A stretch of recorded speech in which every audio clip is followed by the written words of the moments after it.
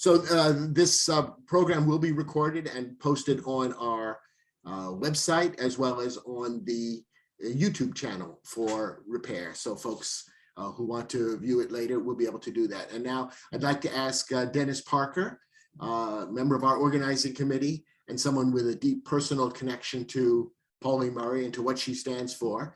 I'd like to invite him to take the podium. And Dennis, can you begin our conversation for this evening?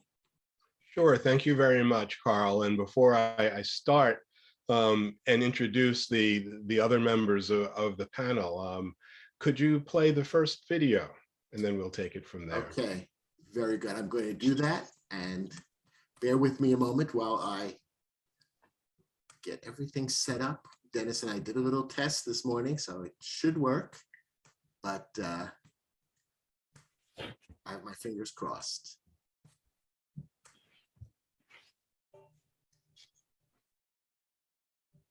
Dennis, is it working? It is.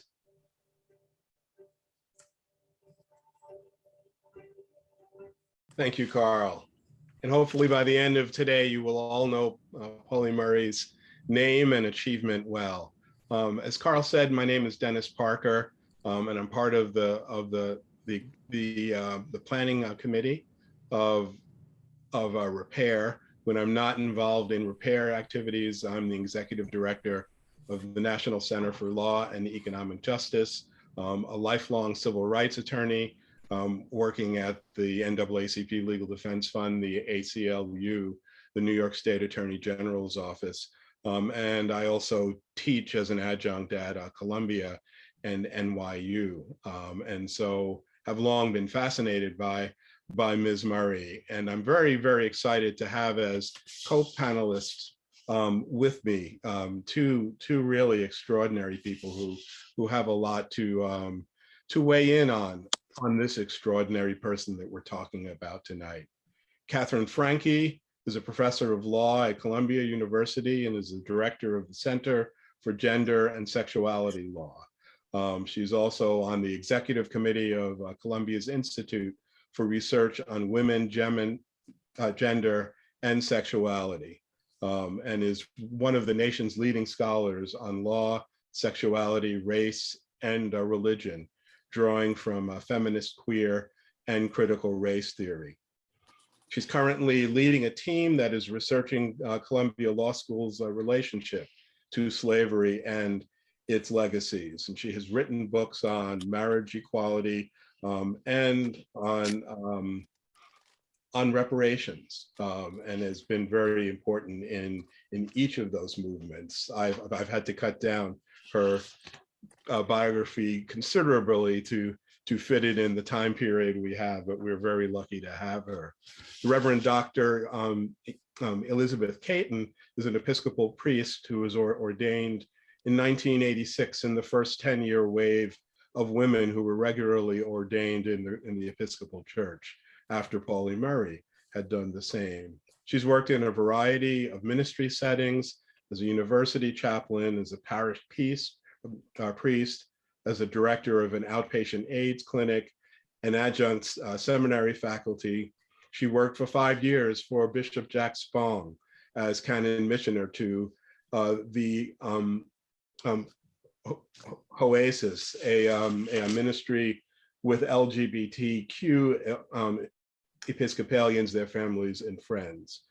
She's a graduate of Lesley University in Cambridge, earned her Master of Divinity at the Episcopal Divinity School, and her Doctor of Ministry in Pastoral Care and Counseling from the Theological School at Dree University. She's was inspired in her work and her life by Pauli Murray. She's come to believe that intersectionality, which we'll be talking about a lot today, is gospel work.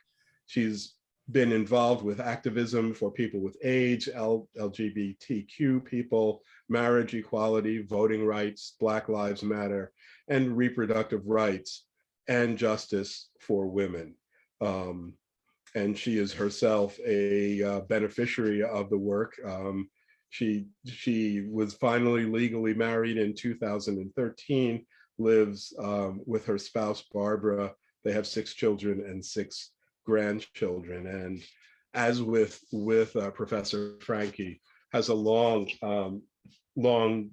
biography and a long list of experiences that I think will contribute to the discussion.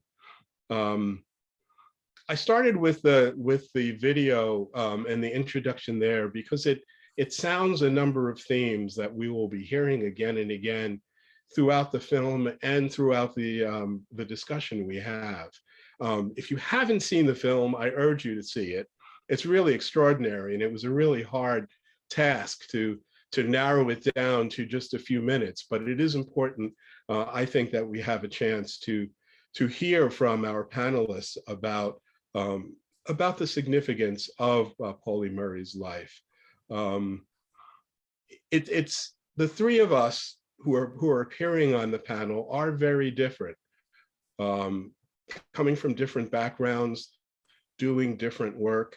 But what is striking to me is that for each of us, Pauli Murray is someone who's had either directly or indirectly an extraordinary impact on our personal and our professional lives. And so I want to start with a discussion of a number of themes that ran through the introduction and will run through our discussion. One is what an extraordinary innovator Pauli Murray was, working in so many different areas. The other is that the work that she did was long before other people did similar things. And I think that the final thing, the mystery that was described in the introduction, is the fact that in spite of all of the extraordinary things she did, she's someone who is not widely known. And so I'd like to start asking my co-panelists about when you first learned about Pauli Murray, and what is her significance, briefly speaking, in the personal and the professional spheres which you occupy. Mother Kaeton, would you like to start? Thank you. Let me first just say how delighted I am and honored I am to be here with you tonight. And it's almost surreal for me to have come to this point where I'm talking to a group of people who've actually learned a little something about, at least you know her name. I've spent the better part of my 36 years of ordained ministry introducing Pauli to fellow Episcopalians. I was ordained in 1986, and I was in Baltimore in 87, 88. And I think it was around about 88 that I was helping out at Church of the Nativity in Baltimore, Maryland. They had a priest there for a couple of years who was helping them out, a small African-American congregation. And I think it was in West Baltimore. And when I got there, they said to me, well, you know, our last priest was Pauli Murray. You know Pauli Murray? And I said, no, should I? And they looked at each other and did the eye roll. And it was like, okay, here's another white girl who doesn't know about Pauli. And they started telling me about her. And after the church service, I asked them more questions. And I stayed for another hour and a half as they told me about Pauli. And I thought, you know, I went to the Episcopal Divinity School. My faculty included 2 of the Philadelphia 11, the 11 women who were irregularly ordained in 1974. Nobody ever mentioned her name, never heard of her books. And that just sparked the next 5 years. I just read everything that I could about Pauli Murray and was just so amazed and talked about her all the time. And when I was at the Oasis in the Diocese of Newark, and had the opportunity to have liturgical services that had themes to them, had several services that were about Pauli Murray. So I don't know why. I have some theories about that, and maybe we can get into that later. But Pauli's, I think her knowing how many facets of her life touched so many of my own and so much of the Episcopal Church, just sparked a passion in me to try to live up to her standards. Did that answer your question, Dennis? It does. Thank you so much. And Professor Franke, how about you? I want to reiterate the thanks to all of you, but particularly to Dennis for inviting me to be in communion with you tonight. Dennis and I have worked on a number of other things, social justice issues in the past. He's been a guest speaker in my classes at Columbia, so it's nice to return the favor and for me to meet his community just as he has come to Columbia and does regularly as a professor to meet ours. I've known of Pauli Murray probably 15 years. I'm a scholar of race and gender and sexual orientation. And this is like a shameless self-plug. My book, Repair, that's the name of your forum. And when Dennis invited me and said, I want you to come talk about repair, I was like, that's my thing, repair.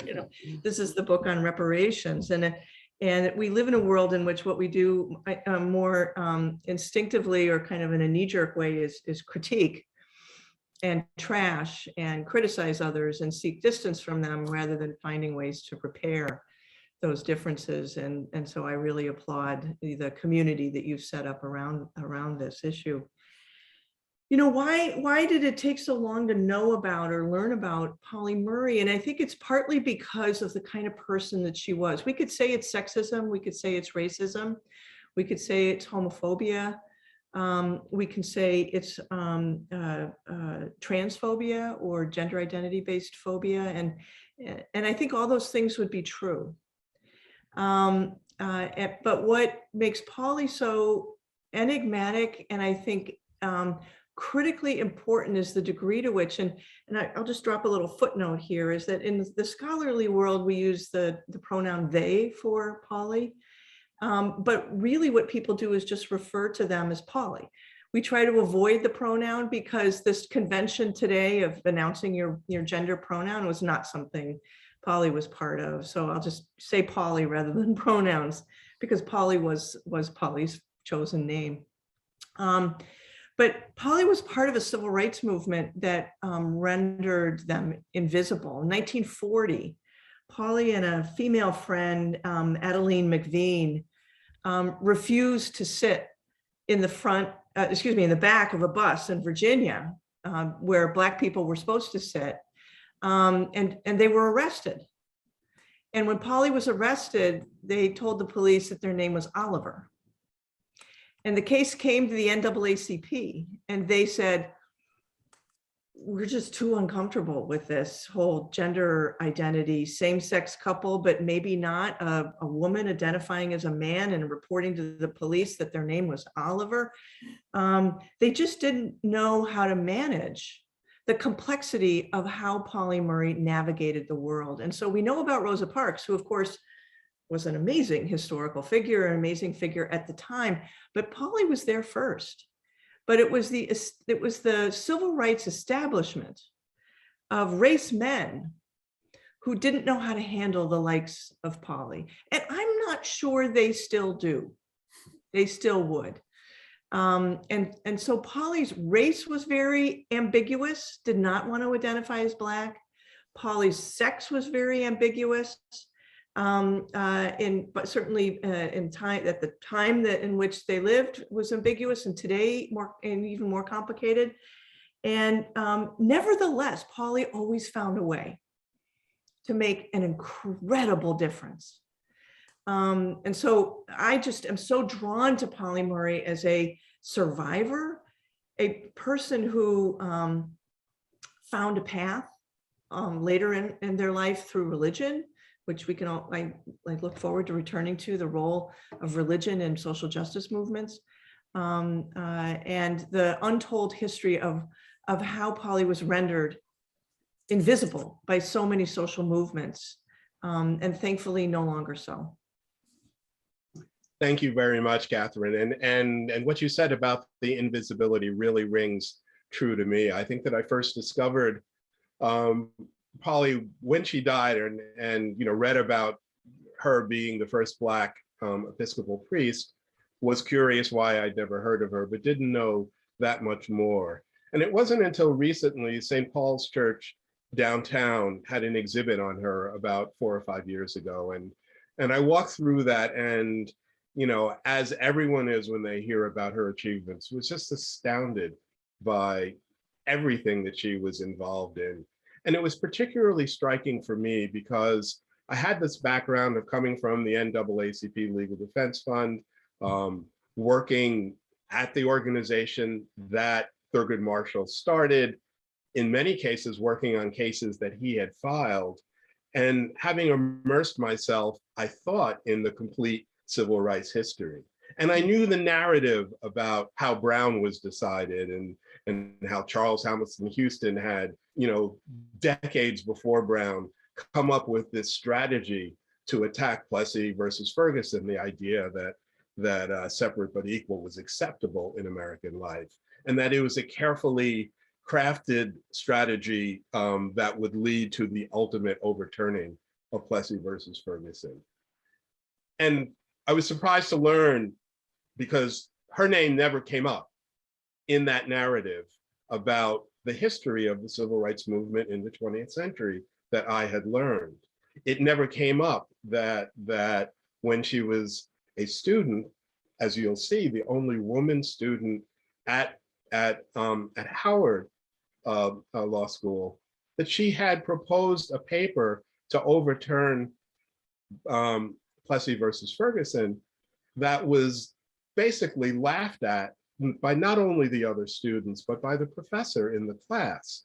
A professor who years later, almost 10 years later, would go on to borrow the paper that she wrote to be the basis of the Brown argument without making any attribution to her. And so this idea that men had planned this carefully for 40 years, becomes suspect. And so you see this pattern starting of someone who is revolutionary, and who is not recognized and who is not acknowledged, even when her ideas are being used. In addition to the whole question of a Rosa Parks, who was of course an extraordinary person, there's the fact that when Pauli was in law school, she and a group of her friends integrated the segregated lunch counters in Washington, DC, decades before the Woolworth sit-ins. And what was interesting about the work that she did, this is not to denigrate anyone involved in civil rights, but it was not that she was part of a broad movement where she had support from a large number of people. These were ideas that she put forward. They were actions that she did on her own because she believed that they were unfair. As Professor Franke said, when she appealed to the existing organizations that were out there, she was not always well received. And so it really emphasized what an extraordinarily strong person that she was.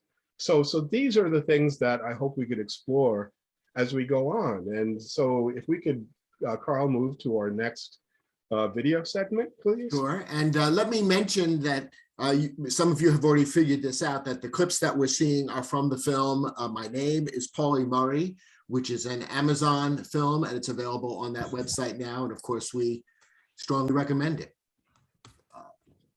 Okay, let me get to the right screen here. Apologies.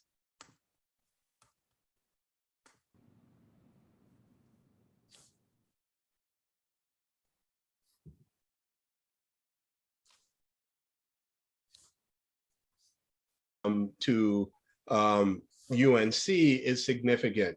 Pauli Murray had been educated in the South, did not want to go to a segregated college in North Carolina. So with her aunt, a person who was very significant in her life, someone who fully accepted who she was, they moved up to New York. She could not get into Columbia because Columbia did not accept women. She could not afford to go to Barnard, Columbia's sister school. And so instead was able to go, after doing some work in the public schools in New York, to Hunter College. Graduated in spite of having, she had done well in high school, but had done well in schools that were under-resourced. So she had a lot of catching up to do.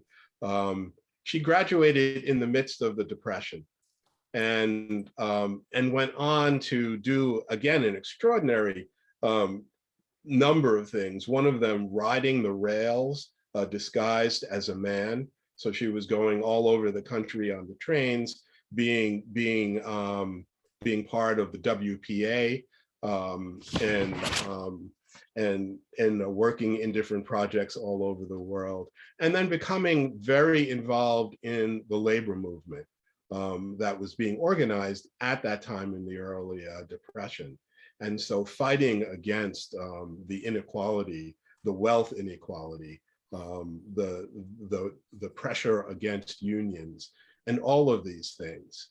And so when she talks about the frustration of North Carolina, that's what she was referring to, but also the frustration of the battle for workers' rights. And that's one of the things that that inspired her to go to Howard. And Professor Franke, if you could just talk a little bit, we mentioned intersectionality, and one of the things about that clip that is significant to me is that Howard was really the center of a lot of civil rights activity in the early part and the middle part of the 20th century. Much of the theorizing was going on there. Thurgood Marshall and Charles Hamilton Houston were first attending there in Marshall's case, and then later teaching there. And so there was a lot of this important race work that was being done. And yet, at the same time, you would hope that in this place that was a beacon for equality, that there would be some recognition of the particular plight that we heard discussed of Black women. And that wasn't the case. And I wonder whether you could speak a little bit about this question of intersectionality and why it's significant in understanding her life. Well, it's significant in understanding that both the possibilities and the limits of identity-based politics in the US, which for better or for worse has been how most of our civil rights movements have been mobilized, or around an appeal to identity. So the civil rights movement, largely made the claim that being discriminated against on the basis of one's race was absolutely illegitimate. And of course it is. But nobody has only a race. Everybody has other qualities to themselves, a gender, a sexual orientation. They may be disabled. They may, be even immigrants. They may have everyone has an economic status. I mean, there are many aspects of ourselves that cannot necessarily be well represented in through one form of identity. And I think this has been the challenge for civil rights movements in every location, is how do you think identity complexly at the same time? And law is not good at that. What law wants you to do is isolate the one cause, the one reason why you were denied that job, denied that apartment, denied that entry to the school, denied some public benefit, or were arrested by the police and over incarcerated, et cetera. And it's in a way, a part of the structure of law itself is that it channels us into thinking identity in one way. And so what happens with that is that the most privileged members within that identity category end up standing for the entire category. Black men, white women, white gay men. You know, the same-sex marriage movement was really launched and moved by privileged white gay men for whom not being able to marry was really the only thing that stood between them and being full citizens. Whereas a lot of the rest of us were like, well, wait a minute, we have a lot of other things that are important. Marriage isn't actually the most, I mean, it's important, but it's not the most important thing. So this is a challenge in any social justice movement, is to start with what critical race theorists describe by looking at the bottom, by looking at the most disadvantaged members of your community and building out a theory of justice from them, rather than starting with the most advantaged people in your community, such that you can isolate the one thing that is holding them back from full citizenship, the kind of citizenship that white straight men enjoy. And that's really been, I think, the tragedy of letting law in so many ways frame our social justice movements, is because it can't think the complexity of humanity in all of the ways in which we both have advantages and disadvantages. So intersectionality urges us to center people that have more than one form of disadvantage that they would want to bring to a court or to a legislature. And by doing so, we may center the least advantaged members of our community and their particularity, rather than the most advantaged people, the Black men, the white women, the white gay men, et cetera. Thank you. Mother Kaeton, did you want to weigh in on the importance of intersectionality? Yes. I think the law does do that because it's easier to argue on one issue than several issues. But the other thing that intersectionality does is that it makes us look at multiple issues equally. And it's not so much equality as equity. You know, there's that wonderful sketch of three kids looking into a baseball field, and the littlest one has got a very big box that they're standing on, and that's one definition of equality. But equity is about lowering the fence so that everybody has an equal view. And for me, Renee, there's an Episcopal priest whose name is Renee Hill, and she wrote a book, and I was trying to think of the name of it. I think it's Which Oppression Am I? And she's a Black woman who's a lesbian. And she says in her book, you know, which civil rights issue am I supposed to choose to fight for?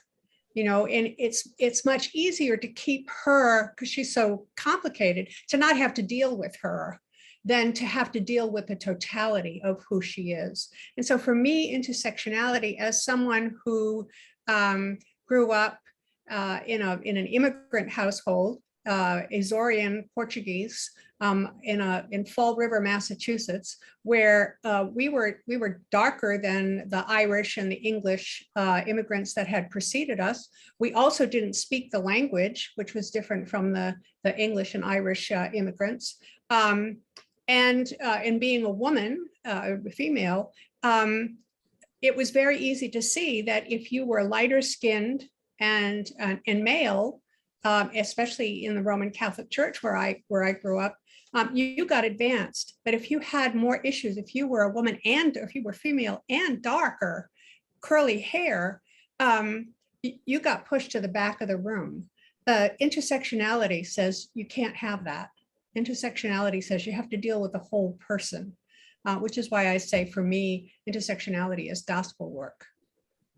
Thank you. And it's interesting that that theme is being sounded again. This is something that we'll see concerned Pauli Murray decades before the term intersectionality began to be commonly used, and a friend and a colleague of ours, Kim Crenshaw, made it really famous, but and again, not to take anything away from Kim, but literally decades after Pauli really planted the seeds for that discussion. Again, because we can't cover everything, just very briefly, after graduating law school, she struggled, as many Black people and many women did, finding a job, having to open up her own office, having trouble getting clients, having the experience that so many Black lawyers have of when she went to court on behalf of a client, a witness identified her as the prostitute in a prostitution case because they couldn't believe that she had been the lawyer. She did finally get a commission from the Methodist Church to write a pamphlet on the history of civil rights, and wrote a 700-page book, which Thurgood Marshall called the Bible of Civil Rights. And then ultimately, and a little bit surprisingly, was offered a position at the White Shoe New York law firm of Paul Weiss. Worked there for a few years, and then at the same time she had gone to Berkeley because she could not go to Harvard for her master's of law degree because they refused to accept women, even though they routinely accepted the highest or the top graduate from a Howard law school. Ended up getting her doctor of law from Yale, and again, in spite of all of these amazing qualifications, had trouble getting jobs. But now that idea that in the civil rights world, in the struggle for Black equality, the recognition of the impact of being Black and women frequently didn't happen. Something like that happens in other movements that she's involved in, where there are these intersectional issues, but that not everyone's story gets pushed to the front. Carl, could you run the next segment? Mm-hmm. What does it mean? Oh, I'm sorry. To make a person's turmoil? Could you just halt for a second? Sure. I actually have this out of order. Okay. And this did you want to go to a different clip? The one about the ACLU, if I could. Let's see. Okay. Or well, you know what? I'll just change around the structure of my talk. Okay. Well, maybe I should show the next two clips because I think this one is fairly short, and we could just go straight into the ACLU one as well. That's fine. Okay. Let's do that. Irrelevant. I'm sorry. I'm going to go back. What does it mean to claim so many of a person's accomplishments? Murray, top of the list. Second year, they let me talk. Professor Franke, could you put that into context? What did that mean? Why is that so important? Well, the 14th Amendment was adopted after the Civil War, largely to address race-based discrimination, create a kind of remedy beyond its establishment of slavery for Black people to assure full citizenship. So the idea that the rights of women could be seen as protected in the same ways that the rights of Black people were, was kind of unthinkable for a lot of people, because race discrimination was viewed, particularly in communities of color, as so much more important and pressing than sex-based discrimination. And Pauli was battling this in the civil rights movement and in the ACLU, that was not really taking sex discrimination seriously. But of course, you don't have to bracket race discrimination, as she framed it, is they frame it, because I will make this mistake, and you'll forgive me if I do as well. As Pauli framed it, that you can think race and sex at the same time. And Ginsburg was never very good at that, I have to say. You know, she was a colleague of ours at Columbia Law School. I knew her quite well. She was very good on sex discrimination, not so great on race discrimination. And so you kind of had to choose whether you were a race man or a gender woman, and fought, you know, pick which thing you're going to fight. But also for someone like Pauli, you had to pick which part of your identity you were going to lift up, neither of which she was all that comfortable with. She did not think of herself as Black. No. Right? She called herself a Negro. She did, and she fought younger people who, and they go into this. I don't know, Dennis, if you're going to use that part of the film, but as the Black civil rights movement, or the civil rights movement for people of color in the U.S. progressed, and we moved from Negro to Black, or Negro to Black to African American, she's like, I'm sticking with Negro. We fought to get Negro capitalized, and I am a Negro. I am not Black. It's depoliticizing the movement to call us Black. And, you know, we've had that in every civil rights movement. If, you know, I fought hard for lesbian, and my students now think it's so anachronistic to describe certain parts of our community as lesbian or gay. We're queer. That's what, you know, that's what we talk about now. And we didn't use queer in the 70s. That was weird. Mother Kaeton, I can see you nodding. And so, We didn't even use lesbian. It was, you know, the L word, and we weren't talking liberal. Yeah. it was gay women or homosexuals. That's right. And so language changes, and the movements change along with those terms. And Pauli was so far ahead of all of these movements because they didn't fit in any of these categories. And, you know, today that's so much the insight of queer theory and queer activism is, let's blow the categories up. The categories are what are oppressing us as much as anything else. And Pauli was there already in the 1940s. But the social justice movements were not ready for that. So to say that women should be protected under the Equal Protection Clause along with people of color was seen by many people as degrading the rights of people of color, to bring them down to what it was that women were asking for, that was a less pressing social justice issue. And Pauli was going to have none of that.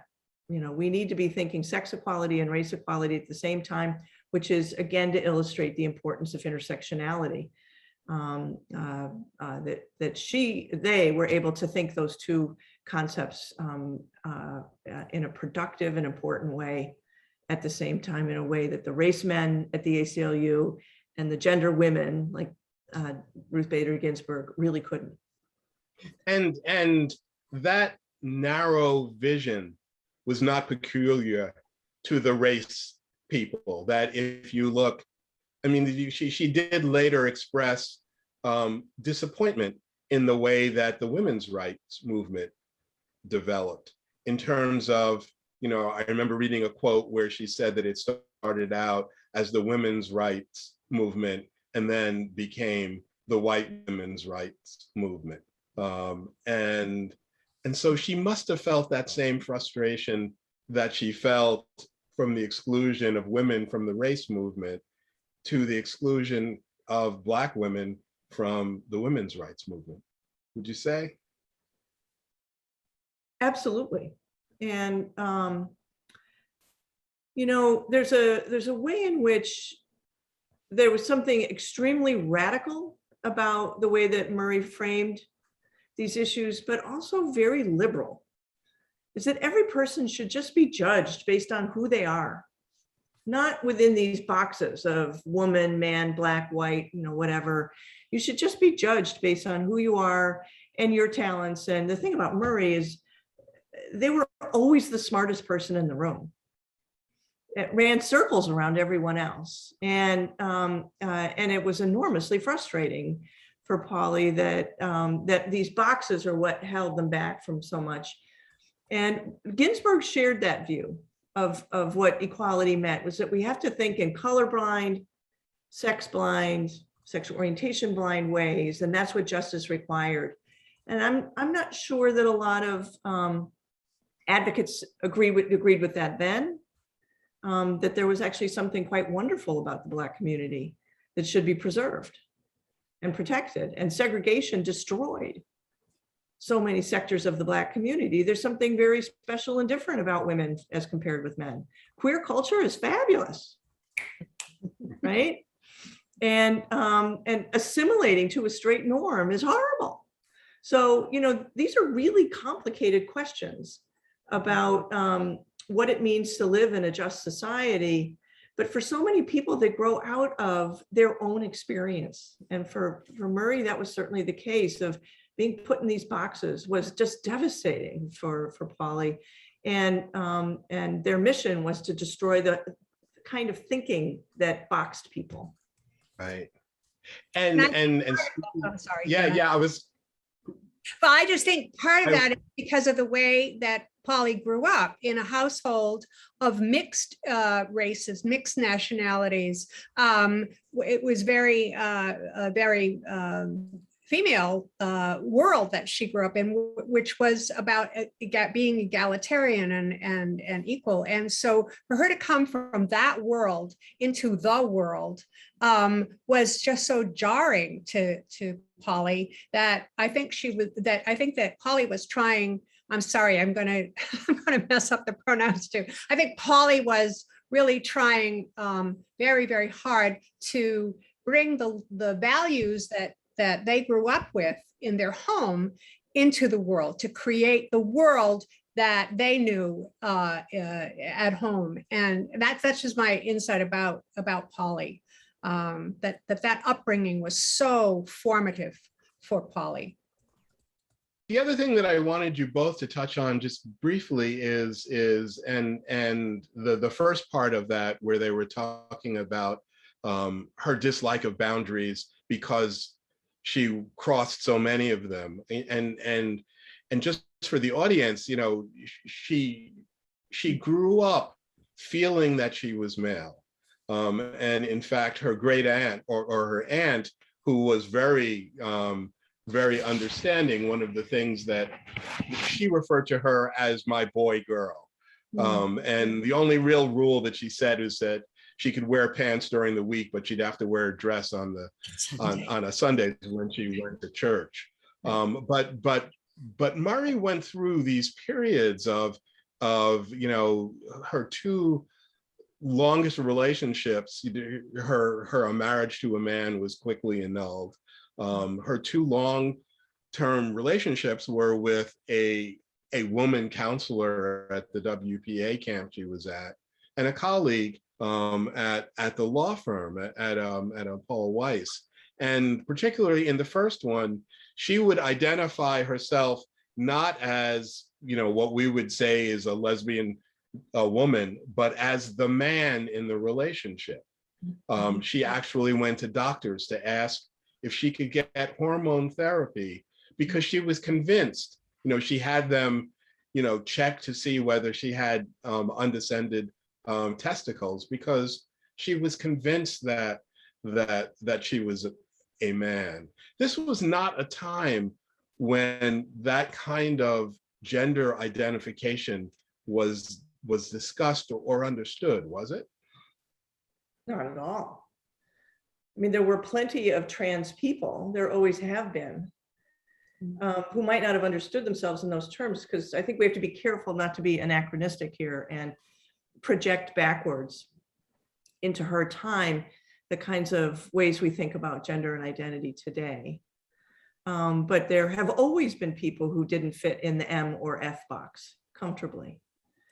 And until quite recently, one knew one had to be in one of the boxes, and then maybe my box isn't the right box for me, so I should be in the other box, because those were the only alternatives, was the M box or the F box. And we have a much more capacious idea of gender identity now than we did in the 1940s or the 1970s, that one can be non-binary, and that's at least more plausible. I won't say it's easy, but it's more plausible now than it was then. But Dennis and I were talking about Pauli Murray a couple of weeks ago, and I mentioned that in some ways, Pauli reminded me of Joan of Arc, of many figures through history who dressed and passed as men and maybe identified as men, and were incredibly powerful. And part of that identification had to be because that's where the power was. Right now, what would they really now, with more options, have wanted to actually undergo surgery and become a man? Or with more options, maybe feel comfortable with a kind of more complex identity or a non-binary identity? We don't know, and we can't read that backwards. And I will say, however, that I have a little issue with Rosalind Rosenberg, who was in that clip that we last saw. She's an historian at Barnard, who I know well, and she said, well, I had to make the decision whether to include all this issue about her gender identity in my biography. No, she didn't. The archive that is at the library at Harvard was an archive that Murray left intentionally for us. There are pages in her diaries that she tore out. It's very clear that there's some stuff she said, I don't want others to know. But what she put in that archive, she intentionally wanted us to know about and to tell about her. So it wasn't up to historians like Rosenberg to decide whether it was in Pauli Murray's interest to have her complex identity be part of the official story of her life. She wanted us to know that about her, or them. They wanted us to know that about Pauli, and about lovers, same-sex and different sex lovers that Pauli had. So there's a little bit of the hubris of the historian saying, well, you know, I had to make an ethical judgment about whether to include this. Pauli knew what they were doing with those materials and wanted us to know those stories. With an awareness that we're getting near the time that we wanted to set aside for questions, let me go on to the next phase of her life, which is the next video, and then ask Mother Kaeton to speak to some issues that raises. After so many losses and so many failures in a lifetime, this was my sweetest victory. And again, with an awareness that time's winged chariot is following us. Mother Kaeton, could you talk a little bit about some of the questions, you know, the significance of the fact that she started seminary before women were being ordained as priests, what that says about her, and also why the Episcopal Church, which has itself had issues with race and gender. There were several women who were ordained deacon, and some who were not, who were in Episcopal seminaries at General Theological in New York and at Virginia Theological Seminary in Virginia, as well as the Episcopal Divinity School in Cambridge. And I think Church Divinity School of the Pacific also accepted women in the MDiv program, the Master of Divinity program, which was supposed to be the ordination track. You could get an MS or an MA in theology, but a Master of Divinity was considered a non-academic path and it would lead to ordination. So to admit women to that track was pretty radical in those days, in the 70s. Pauli was at General Theological, and there was high hope when after the Philadelphia 11 were ordained in 1974, that things that you couldn't, the horse was out of the barn. You couldn't close the barn door now. And there was an enormous excitement, I'm told, and anticipation that this would happen. So I think it didn't take much. It just took a whiff of possibility for Murray to follow that path. Why the Episcopal Church? That's a very interesting question. I mean, she was born to it. I mean, that was the religion of her family. But I think I can't help but think that Pauli saw in the Episcopal Church the original, what I call the original sin of the Episcopal Church. I and others call the original sin of the Episcopal Church, and that is classism.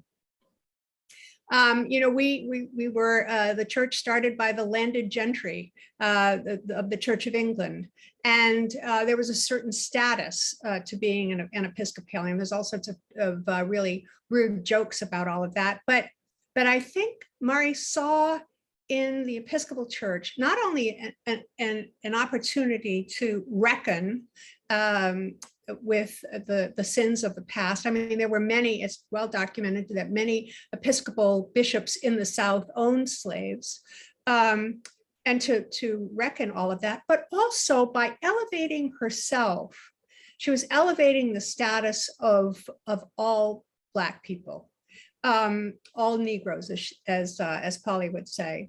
And there's a lot of talk about how Pauli had this church in Washington, D.C., but no mention in many places about how Pauli took on this little church in the West End of Baltimore called Holy Nativity, which was just poor working class Black folk to whom she ministered. And one of the memories that I have of being in that sacristy is on the shelf. There were two books. One was a binder of Pauli's sermons. And the other was a book that Pauli had prepared, which was an instruction booklet on how poor Black congregations could make their own vestments on the cheap, using bed sheets and using kente cloth and using Afrocentric materials that Murray got from Ghana. She had been there, I think, a year and a half. She taught there, but it was for me, those two books on the shelf just were emblematic of Murray's pastoral and prophetic ministry.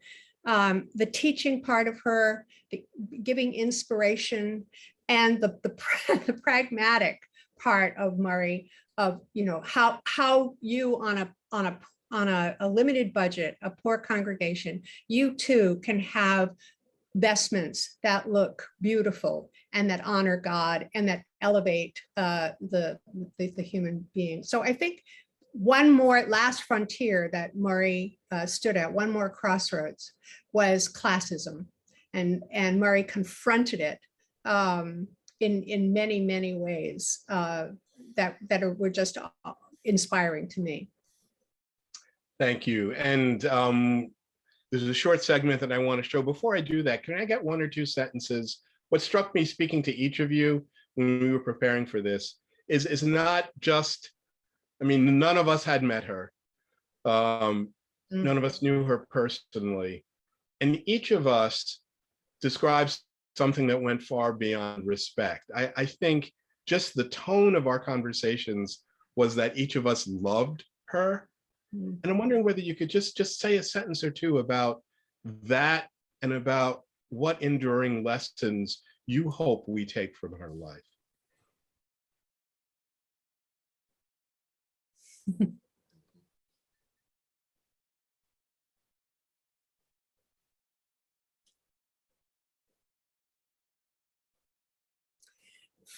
Well, I think for me, Murray's ability or resolve to fight the battles when the battle came to her, and to fight the battle when the battle came to be, and not back down from it. Ruth Bader Ginsburg described her as feisty. And I don't know why I always feel like that's a put down. The woman that I have come to know and love through the people of Holy Nativity, through my reading of her Proud Shoes and her poetry, was not feisty as much as she was resolved, as much as she was passionate about life, You don't put your life on the line over and over again against all sorts of obstacles and barriers without you have to be a person who absolutely loves life and considers it a high value. And I think that's what I love most about Pauli, is her absolute love of life and her value of the human condition, that it was worth something, that it was worth fighting for, no matter your color or your gender identity, your politics. Human life has value, and it was worth fighting for. Professor Franke? Be very brief. Among the things that we haven't talked about Pauli Murray that I think are just fantastic is they were really funny. In the face of all of the things that Pauli faced in their life. If we had time, I would share with you the letter that Pauli wrote to President Nixon in 1971, nominating themselves for the Supreme Court.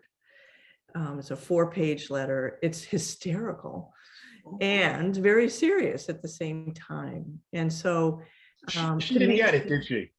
Pardon me? I said she didn't get that appointment, did she? No. Not that I recall, no. But Pauli knew that wasn't going to happen, but that doesn't matter. So to maintain a sense of humor, say sense of irreverence, to be fun, which Pauli was, a lot of fun, and a civil rights warrior, and for all the things that Pauli went through, I think is incredible. And I would say that Pauli Murray is one of the freest people. I can't say who I've ever known because I didn't know Pauli Murray, but who inspires me.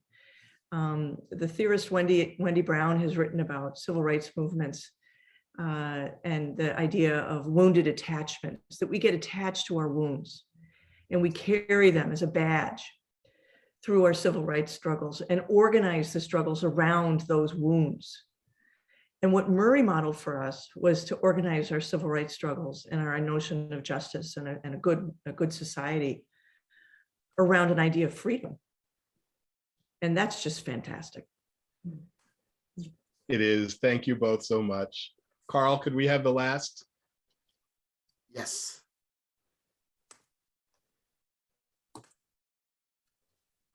Thank you. Let me turn it back over to you, Carl. Wow.